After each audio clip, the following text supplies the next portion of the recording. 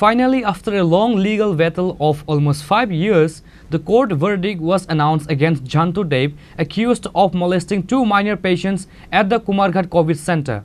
Special Judge Amarendra Kumar Singh sentenced the accused to 3 years in prison, a fine of Rs 3,000 and an additional 3 months in jail in default of payment of the fine.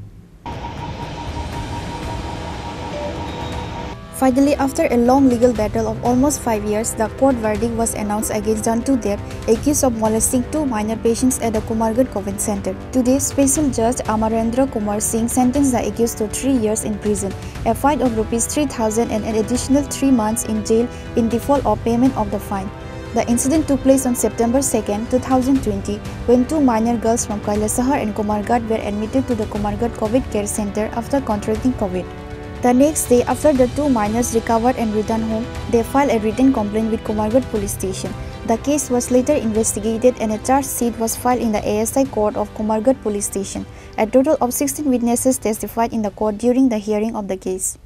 Covid পিরিয়ডে এই মামলার victim দুইজন, তারা একজনের বাড়ি কুমারঘাটে এবং একজনের বাড়ি কৈলাসহর।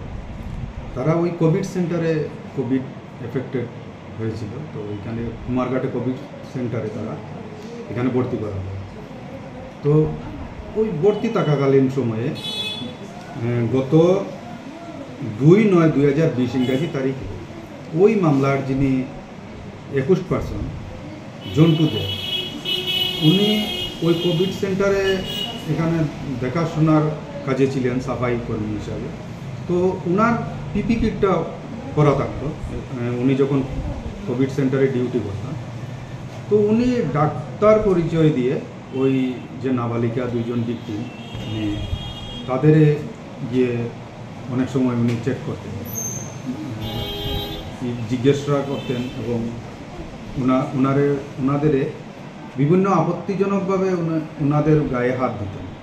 তো 1-2 দিন এভাবে হওয়ার পর ওনাদের সন্দেহ হয়, তখন অন্যান্য যে পেশেন্টগুলো ছিলেন এখানে কোভিড সেন্টারে তাদের সঙ্গে ওনারা আলোচনা করেন এবং ঘটনাটা ওই কোভিড সেন্টারে যে ইনচার্জ ছিলেন ডক্টর, ওনাকে জানানো হয়।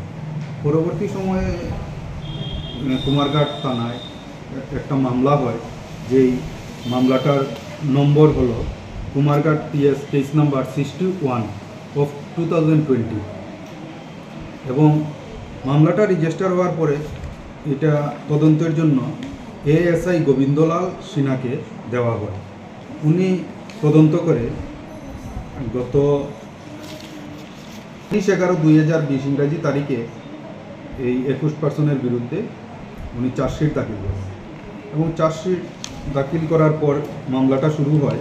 প্রসিকিউশন পক্ষে টোটাল 16 জন সাক্ষীর সাক্ষ্যবাক্য গ্রহণ করা হয় এবং আজকে অবশেষে এই মাননীয় বিচারক শ্রী অমরেন্দ্র কুমার সিং, স্পেশাল জাজ পক্সো কোর্টে, ওনাকে এই কেসের রায়দান করেন এবং উনি এই 21%কে আইপিসির সেকশন 354 রোমান 1 এই সেকশনে এবং 8 অফ পক্সো অ্যাক্টে দোষী সাব্যস্ত করেন। তো দুইটার মধ্যে যেটাতে শাস্তি বেশি সেটাতেই ওনাকে শাস্তি দেওয়া হয়, সেটাই আইনে বলছে। সেই হিসাবে সেকশন 8 পক্সো অ্যাক্ট অনুসারে ওনাকে 3 বছরের জেল এবং 3,000 টাকা জরিমানা করা হয়। এই 3,000 টাকা ওনাদের আরও 3 মাসের jail. In this case, charges were filed against the accused under Section 354A, Clause 1 of the Indian Penal Code, as well as section of the POCSO Act. Public prosecutor Sur Nirmal Dev handled this important case on behalf of the government. Bureau Report, Chinkhona.